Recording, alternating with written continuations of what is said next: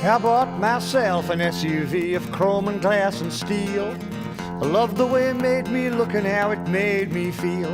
I drove it up and down the street so everyone could see my vision of perfection. My SUV and me, my neighbors watched with envy till they started turning green. Mine was the biggest SUV that ever had been seen.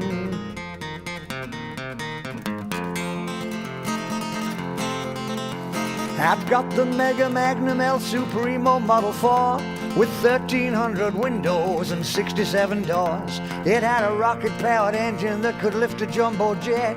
It was the highest and the widest and the longest and the best. It had a 1,000-gallon fuel tank and supersonic style. When it was filled up all the way, it could almost get 10 miles.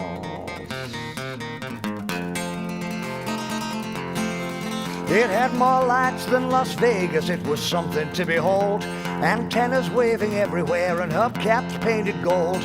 Webcams mounted all around, pointing in and out, filming me from my best angle as I drove myself about.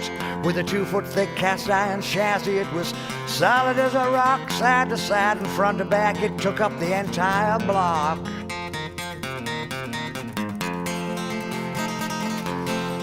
It had a missile launching unit and a shockproof concrete shell. It had radar and sonar and a cocktail bar as well. It had a tennis court with bleachers and reclining swivel chairs. It had so much there was no need for going anywhere. Oh, I parked in front of my house, surrounded by the crowd. I leaned upon the horn and I started honking long and loud. My neighbor Jim drove over in his tiny Model 3, staring out in shock and awe at my Model 4 and me. It towered there above me, it made me feel so proud. Tires on the street and roof rack in the clouds. I ran inside and kissed my wife and grabbed my youngest son. I dragged him out to show him, but he cried and tried to run.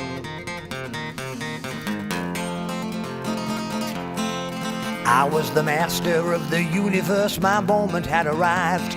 The champion of the steering wheel and glad to be alive. I, the lord of the highway and every living thing.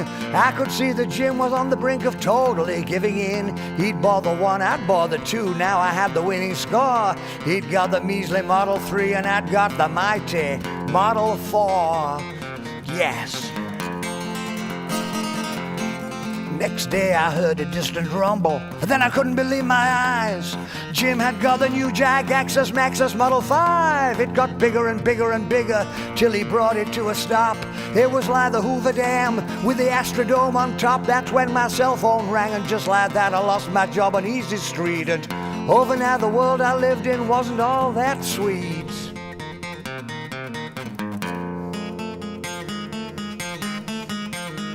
Without that job of mine, life wasn't quite so swell. Then Jim called up in tears and said he'd lost his job as well. We couldn't keep our SUVs supplied with gasoline. We couldn't rent the fire trucks we used to keep them clean. We couldn't make the payments. We were bankrupt fools. We couldn't afford to drive the kids around the block to school.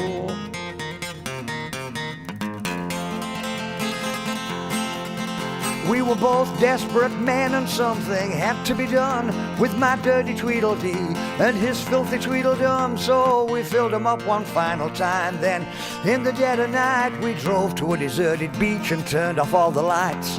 Side by side we headed out to sea along the ocean floor. Then we switched him into cruise control and we swam back to shore. They kept on going deeper, that last they disappeared. We said a silent prayer of thanks and in our hearts we cheered.